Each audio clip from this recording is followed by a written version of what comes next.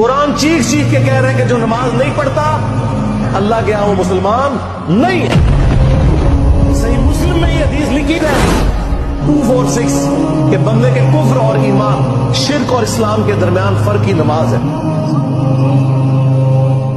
یہ حدیث مسلم میں ہی لکھی رہ گئی کہ ابن مسعود رضی اللہ تعالیٰ عنہ کہتے ہیں کہ جماعت کے ساتھ نماز پڑھنا یہ سنت خدا ہے، یہ تمہارے نبی کی وہ سنت ہے جو اللہ نے انہیں عطا کی، اگر اسے چھوڑ دو گے تو برباد ہو جاؤ گے۔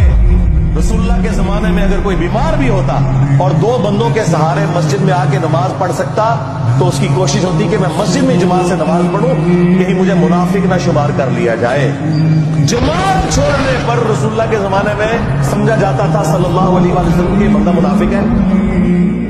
صحابہ کرام کو، اہل بیت کو کب معلوم تھا کہ ایسی امت بھی آنے والی ہے جو آپ سے بڑا عشق رسول ہونے کا دعویٰ کرے گی اور نماز ایک نہیں پڑھے گی۔